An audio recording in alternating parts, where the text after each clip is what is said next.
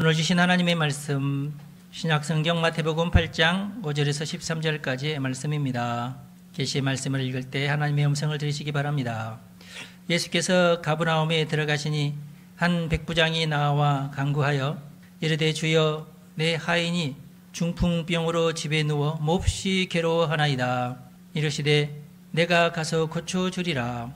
백부장이 대답하여 이르되 주여 내 집에 들어오심을 나는 감당하지 못하겠사오니 다만 말씀으로만 하옵소서. 그러면 내 하인이 낫겠사옵나이다. 나도 남의 수하에 있는 사람이요 내 아래에도 군사가 있으니 이더러 가라 하면 가고 저더러 오라 하면 오고 내 정도로 이것을 하라 하면 하나이다. 예수께서 들으시고 놀랍게 여겨 따르는 자들에게 이르시되 내가 진실로 너희에게 이르노니 이스라엘 중 아무에게서도 이만한 믿음을 보지 못하였노라. 또 너희에게 이르노니 동서로부터 많은 사람이 이르러 아브라함과 이삭과 야곱과 함께 천국에 앉으려니와 그 나라의 본 자손들은 바깥 어두운 데 쫓겨나 거기서 울며 이를 갈게 되리라. 예수께서 백부장에게 이르시되 가라 내 믿은 대로 될지어다 하시니 그 즉시 하인이 나으니라. 아멘. 놀라운 믿음, 이런 제목으로 말씀을 드리겠는데요. 특별히 10절의 말씀에 보면은 예수께서 들으시고 놀랍게 여겼다, 그런 말씀이 있습니다. 그래서 오늘의 말씀의 제목은 놀라운 믿음입니다. 말씀의 은혜가 되시기를 바랍니다. 놀라셨다고, 백부장 하면은 틀림없이 로마 사람이거나 아닐지도 모르지만 그래도 로마 사람일 확률이 크죠. 근데 그가 유대교인인지는 잘 모르겠어요. 왜냐하면 우리가 저번에 살펴봤듯이 지중해 해변가에 있는 가이사랴에 있는 백부장하고는 또 다른 백부장이겠죠. 적어도 몇천 명이 이제 갈릴리 지역에 흩어져서 이제 주도를 하고 있었을 거니까. 그러나 그가 예수의 소문을 들었던 것만은 틀림이 없는 것 같아요. 예수님이 병자들을 다 낫게 한다더라 하는 소문을 듣고 그런 분이시구나. 어떤 종류의 불치병이라도 다 낫게 하신다, 그런 소문을 들었겠죠. 중풍병자도 낫게 하더라, 그런 얘기도 듣고. 그런데 아마도 그가 예수님이 하나님의 아들이었을 거다는 것은 몰랐을 거다. 메시아라는 말도 몰랐을 것이다. 그때 당시에는 아마도 예언자 중에 한 사람일 것이다. 이제 그렇게 짐작을 했을 걸로 짐작할 수 있어요. 엘리야나 엘리사 같은. 그래도 가이사랴의 백부장은 독실한 유대교인이었잖아요. 로마인이지만 유대교인이라고 분명히 기록을 하고 있지만 오늘 본문 말씀에는 그런 말이 없으니까. 그런데 특이하게 그는 인정이 넘치는 사람이었어요. 자신이 부리는 하인이 병에 드니까 아이고야 이거 어떻게 하면 좋느냐 하고, 그러면은 얘들아 너네들 수레에다가 얘를 실어서 예수님한테 얼른 가봐라, 그랬을지도 모르겠는데 이 백부장은 그렇게 하지 않았어요. 자기가 직접 왔어요. 하인을 데리고 온 게 아니라 자기만 왔어요. 특이하죠? 얼마든지 백부장이니까 자기 아래에 100명이나 되는 병사들이 있으니까 야 일분대장 이렇게 하면서 했을 테인데 그렇게 하지 않았어요. 그리고 자기가 직접 혼자 왔어요. 부하들과 같이 왔는지는 모르겠어요. 하여튼 자기가 직접 왔어요. 제가 상상하기로는 그가 예수님한테 오면서 속으로 많은 상황을 예상을 하고 내가 뭐라고 얘기할까 하고 막 궁리를 하면서 왔지 않을까, 저는 그렇게 생각을 해요. 당시에 유대인들은 로마인들을 무시했고 침략군들, 옛날 우리 조상들이 이제 일본 군인들에 대해서 별로 좋지 않은 감정, 지금은 더 안 좋아요. 옛날에는 그렇게까지 안 좋지 않았는데, 그리고 이제 저 유대인들은 우리 로마인들의 집에 들어오는 걸 굉장히 싫어한다, 그런 것까지는 알고 있었겠죠. 그러니까 혹시라도 내가 가자고 그러면 너 로마인 아니야? 하면서 안 오실 것까지도 예상을 한 것 같아요. 그럴 수 있죠, 얼마든지. 그런데 또 이렇게까지 또 생각을 했어요. 내 처지에 자기 입장에서 이제 생각을 하는 거예요.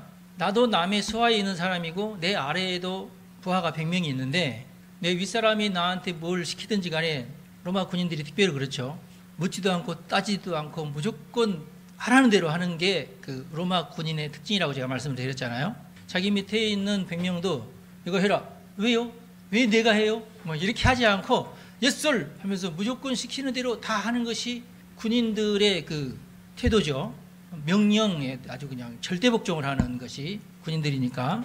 그러면 예수님은 나보다도 더 위대하신 분이시고 크신 분이신데 내가 그분이 뭐라고 하면은 나는 다 들어야 되겠다 하는 마음으로 가겠죠. 당연히. 그렇게까지 생각을 하니까 예수님이 굳이 내 집에까지 올 필요도 없겠다. 예수님께서 그러면 이렇게 해. 그러면은 뭐 예를 들어서 엘리사처럼 요단강에 가서 7번 씻어. 오케이. 그거 하면 되니까. 순종이야 어려운 건 아니니까. 자기 직업이 순종이니까. 예. 틀림없이 그분이 뭐라고 하시면 우리가 순종하면 된다. 틀림없이 그분이 병이 나서라 하고 명령을 하시면 병은 무조건 낫는다. 이런 믿음이 있었어요. 대단한 믿음이죠. 그 굳이 우리 집에까지 끙끙거리면서 오실 필요가 아마 거리가 한 10리 이내에 있을 것 같아요. 그렇지만은 예수님 같으신 분을 하인 한 명 고치려고 우리 집으로 가시지요. 바쁘신 분을 그렇게 하기가 자기 입장에서는 굉장히 부담됐어요. 예. 그 영광스러운 일이라고 우리는 생각하지만 본인 입장에서는 이 귀하신 분을 누추한 우리 집에 모신다는 것이 좀 부담된 거예요. 예. 또 오시지 않으시겠다고 하시면 또 할 말이 없고 내가 어찌 로마 사람들이 집에 갈까 이렇게 하면 또 골치 아프잖아요. 그래서 이제 국리 끝에 예수님께서 그래 네 하인은 내가 낫게 하겠다. 오늘 지금 낫을 것이다. 뭐 그렇게만 한 말씀만 하면 되는데 그럼 굳이 오실 필요도 없이 그런 마음을 가지고 예수님에게 왔다. 성경을 읽어보면 그렇습니다. 우리도 모든 윗사람이 하는 명령을 다 순종을 하는데 예수님은 크신 분이시니까 틀림없이 명령을 하면은 우리가 다 순종하면 된다. 그렇게 생각한 거죠. 그러니까 예수님 이렇게 하십시오. 저렇게 하고 군대적인 용어는 아니죠. 예를 들어서 자기 상관한테 상관님, 장군님 이렇게 하십시오. 아니 이렇게 해달라니까요. 이게 좀 군인 신분으로서는 어색하죠. 뭐라고 말씀하시든지 다 듣겠습니다. 이제 여기에 이제 아랫사람의 그 처지인데 나보다 높으신 예수님한테 예수님 이건 이렇게 하셔야 됩니다. 아니 이리 오시고요. 이게 좀 이제 불편한 거야 본인으로서는. 그래서 뭐라고 하든지 간에 말씀만 하시면 우리는 다 따를 테니까 말씀만 하시면 될 줄을 저는 믿습니다. 지금 그거예요. 그래서 그래? 야 예수님께서 놀라시는 거예요. 그런 믿음을 보고 놀라는 겁니다. 예수님이 우리의 구주시라는 것을 믿는 것도 아니에요. 예수님이 하나님의 아들이라는 것을 믿는 것도 아니에요. 예수님 내 병을 고쳐달라고 지금 하는 것도 아니에요. 내 병이 아니라 내 하인의 병을 지금 여기 있는 것이 아니고 저 멀리에 있는 하인의 병을 고쳐달라고 하는 거예요.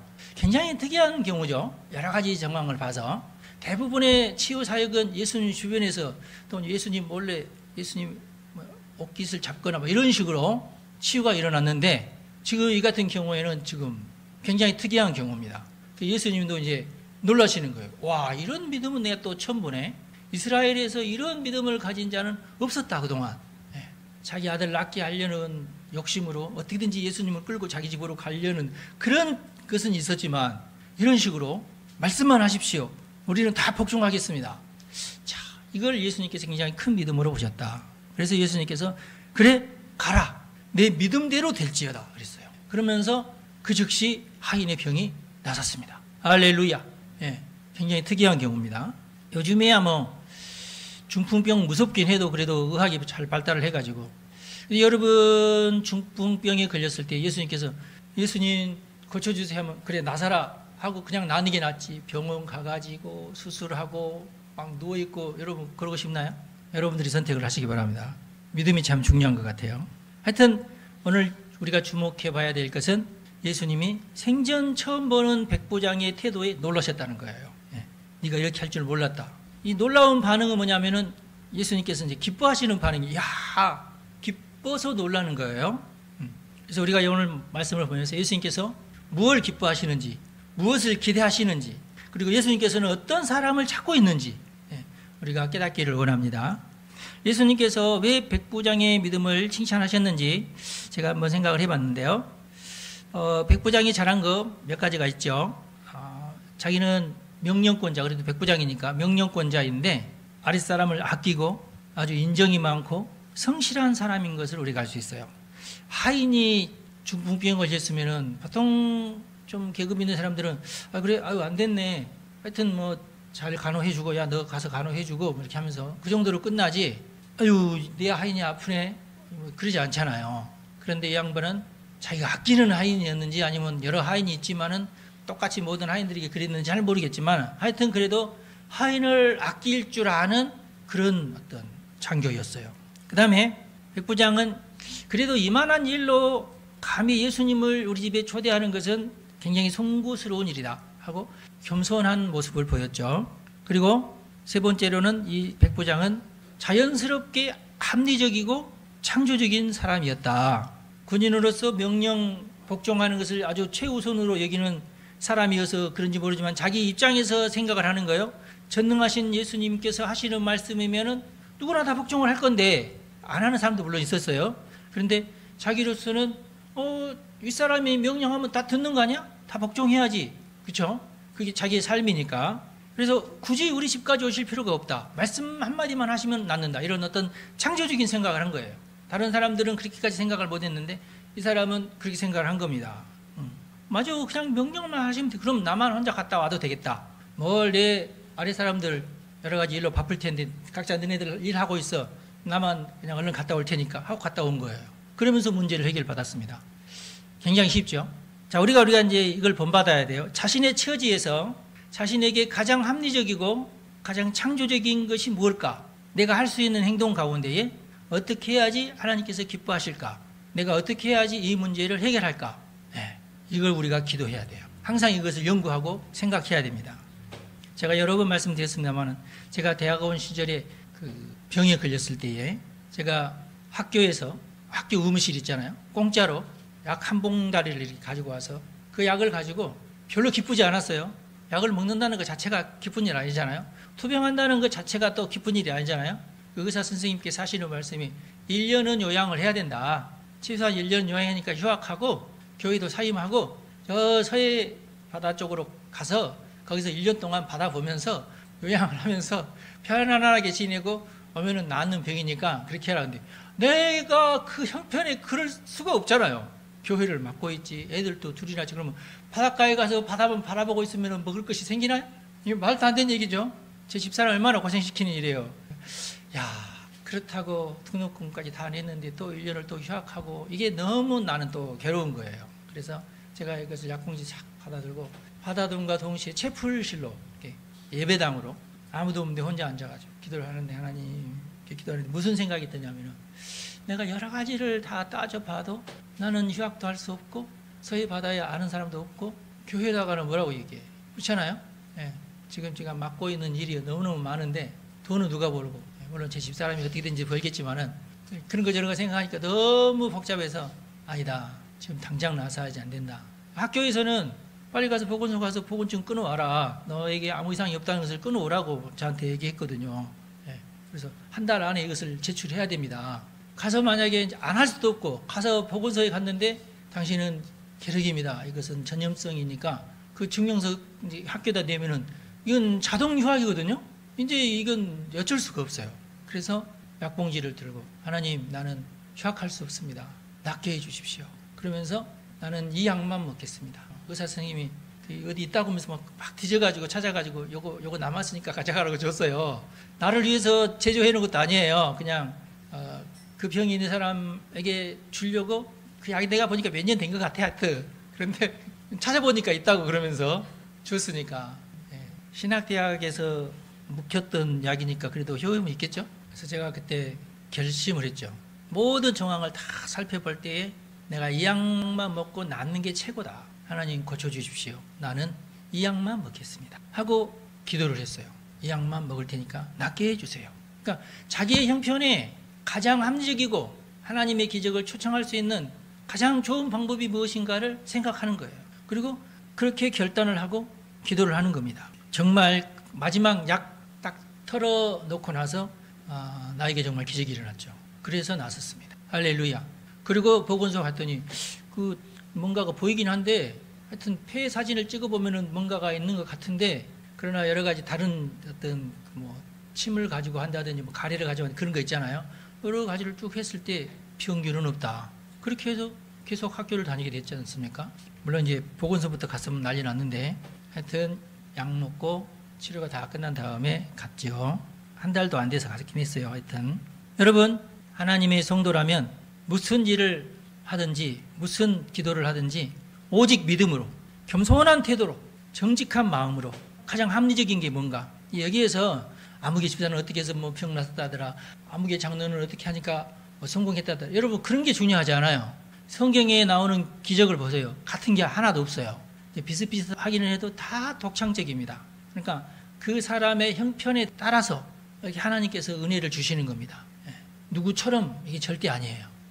그래서 가장 바람직한, 내가 할 수 있는 가장 성경 말씀에 걸맞는 그런 희생적인 방법이 무엇인지를 생각하고 하나님 앞에 결단을 하고 작정하고 기도하면 하나님께서 도와주십니다. 그게 하나님의 기적이죠. 이 상황에서 내가 할 수 있는 것이 뭘까? 어떻게 해야지 하나님께서 오케이 하면서 승인을 하시고 은혜를 베풀어 주실까?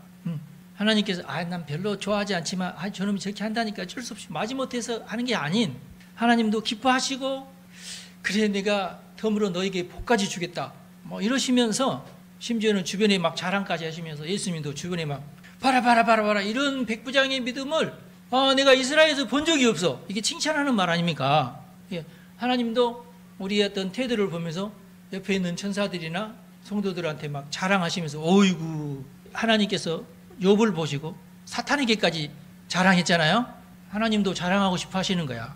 그렇죠? 여러분들을 하나님께서 자랑하고 싶어 하시도록, 아이고야 얘가 이런 기도를 드리네, 이런 태도를 보이네, 그럼 내가 복도 줘야지, 그런 성도가 돼야 돼요. 이게 중요합니다. 이게 오늘 백부장의 믿음이 바로 그렇습니다. 이 성경을 가만히 보면 따라쟁이가 별로 없어요.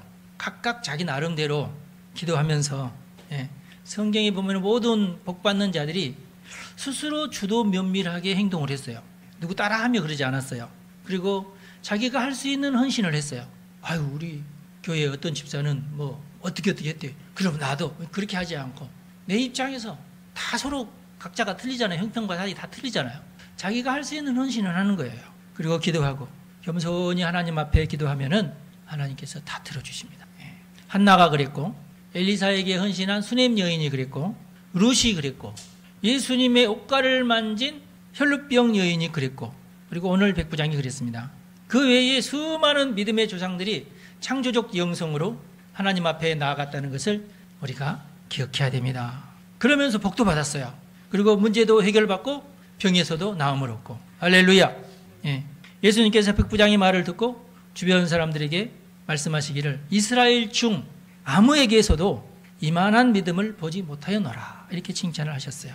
이 사람은 로마 사람입니다. 백부장이에요. 그냥 성경학자도 아닙니다. 제사장도 아니고 선지자도 아니고 예수님의 제자도 아니에요. 심지어 유대인도 아니잖아요. 그런데 믿음의 정석을 제대로 알고 있는 사람이에요.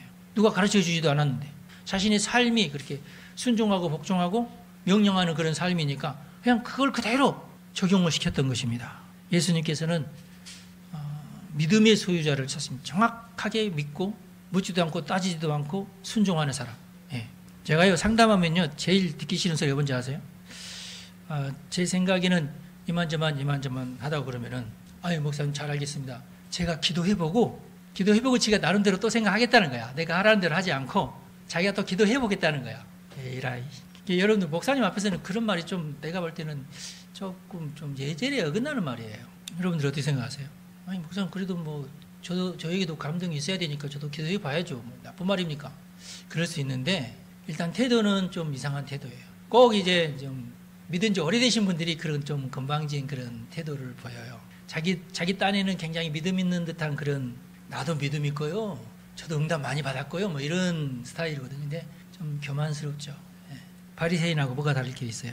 오늘 또 우리 하나님은 이런 믿음의 소유자를 찾고 계십니다. 그러면서 그에게 복을 주시고 문제를 해결해 주십니다. 심지어 예수님께서 한 걸음 더 나가십니다. 11절 말씀에 보면은 또 너희에게 이르노니 동서로부터 많은 사람이 이르러 아브라함과 이삭과 야곱과 함께 천국에 앉으려니와 그 나라의 본 자손들은 바깥 어두운 데 쫓겨나 거기서 울며 이를 갈게 되리라. 자, 이게 참 무서운 말씀이에요. 동서로부터, 원문에는 동서남북을 말합니다. 이제 우리나라 말에는 동서로부터 이렇게 표현을 하니까 그렇게만 썼는데, 원문에는 동서남북 사방으로부터 많은 이방 사람들이 천국에 와서 앉을 것이다, 그런 뜻이에요. 그런데 그 나라의 본자손들, 유대인들은 바깥 어두운 데 쫓겨나서 거기서 울면서 이를 갈게 될 것이다 그랬어요.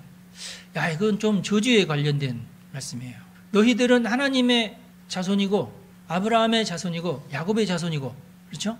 대대로 하나님의 말씀을 지키면서 하나님의 백성이라고 자처하는 너희들인데도 불구하고 너희들은 바깥 어두운 데 쫓겨나게 될 것이다. 그리고 동서남북에서 수없이 많은 사람들이 하나님의 자녀가 되어서 그들이 아브라함과 야곱과 더불어 하늘 잔치에 참여하게 될 것이다. 야, 이게 참 유대인들이 들을 때 굉장히 기분 나쁘면서 자존심 상하는 일이에요. 근데 왜 이런 말씀을 예수님께서 하셨을까요? 예수님이 볼 때에 너무 믿음이 하찮다고 생각을 하신 거죠. 가버나움 하면은 예수님 그 가버나움에서 베드로도 콜링하고 가버나움에서 하신 일이 굉장히 많아요. 지금 가버나움, 지금 현재 이스라엘 그 갈릴리 위에 있는 가버나움은요, 폐허예요. 사람이 살지 않아요. 예수님께서 마태복음 11장 23절에 뭐라고 말씀을 하셨냐면은, 가버나움아 내가 하늘에까지 높아지겠느냐? 음부에까지 낮아지리라. 내게 행한 모든 권능을 소돔에서 행하였더라면 그 성이 오늘까지 있었으리라 그랬어요. 예수님의 예언대로 가버나움은 해파됩니다. 지금까지도 가버나움이라는 도시는 사람이 살지 않아요. 폐허만 남아있어요. 그러니까 이 가버나움에서 이 백부장을 만났으니까 너무 기쁜 거야. 그렇게 은혜를 많이 베풀고 설교도 많이 하고 전도도 많이 하고 치유도 많이 했는데 이 사람들의 그 영적인 상태가 예수님의 마음이 차지 않아. 그런데 로마 백부장이 와가지고 예수님을 기쁘게 하셨어. 이게 중요한 거예요. 나도 예수님을 놀라게 하는 믿음의 소유자가 되기로 다짐합시다. 백부장이 뭐 때문에 복을 받았을까요? 곰곰이 생각을 해야 돼요. 우리도 예수님께서 흐흐 하면서 우려하시는 가버나움의 성도가 돼서는 안 됩니다. 내 처지에서 내가 어떻게 행동해야 겸손한 태도일까? 하나님 앞에 어떻게 해야 내 문제를 해결받을까? 어떻게 해야 내가 복을 받을까? 어떻게 해야 내가 치유를 받고 하나님께 인정받는 성도가 될까? 이걸 우리가 깊이 생각을 해야 돼요. 얼마든지 백부장보다도 우리에게 더 기회가 있습니다. 백부장은 정말 아무것도 몰랐잖아요. 아무것도 몰랐지만은 그냥 그 아무것도 몰랐다는 것이 차라리 순수한 믿음이 돼가지고 예수님한테 칭찬을 받았어요. 근데 우리는 많은 것을 알았으니까 그 많은 것을 알았다는 것 때문에 교만해질 수 있다는 그런 위험은 있지만, 그렇지만 훨씬 더 풍성한 하나님의 은혜를 내가 받을 수 있는 기회도 되잖아요. 모르는 것보다도. 그러기 위해서 우리가 설교를 듣고 성경 읽고 그러잖아요. 성경을 읽었는데 그 성경 말씀이 나의 지식으로 다른 사람하고 얘기하는데 내가 유식한 말을 할 수 있는 그런 어떤 재료로 성경을 써먹고 무슨 의미가 있냐고요. 내가 성경을 알았으면 그 성경이 나를 변화시키고 내가 복받는 어떤 도구가 돼야죠. 그죠? 그게 다른 사람 앞에서 막 나는 성경 이렇게 많이 알고 그게 무슨 소용이 있냐고요. 여러분 축복합니다. 우리 모두 백부장의 믿음처럼 예수님께서 놀라시고 복 주시고 문제를 해결해 주는 그런 성도가 다 되십시다. 기도하겠습니다. 하나님, 우리는 하나님께 인정받는 성도가 되기를 소망합니다. 예수님께서 놀라셨던 백부장의 믿음, 이 놀라운 믿음이 우리의 믿음이 되기를 소망합니다. 12해나 고통 중에 있었던 이름도 알려지지 않는 초라하고 가난한 혈루증 여인이 소극적으로 예수님의 옷자락을 만졌지만 그것도 예수님께서 인정해 주셨던 것을 우리가 기억합니다. 부디 우리 성도들의 기도를 들어주옵소서. 하인을 위한 기도를 들어주셨던 주님, 남편을 위한 기도, 자녀를 위한 기도, 친구를 위한 기도, 부모를 위한 간절한 기도를 들어주십시오. 전능하신 하나님, 사랑이 많으시고 기적이 필요한 자에게 아낌없이 기적을 베푸시는 하나님, 오늘 우리 성도들의 기도를 들으시고 필요한 기적을 베풀어 주옵소서. 치유해 주시고 변화받게 하시고 겸손하게 하시고 회개하게 하시고 천국 소망으로 가득하게 하옵소서. 우리 주님 예수님의 이름으로 기도합니다. 아멘. 여러분 축복합니다.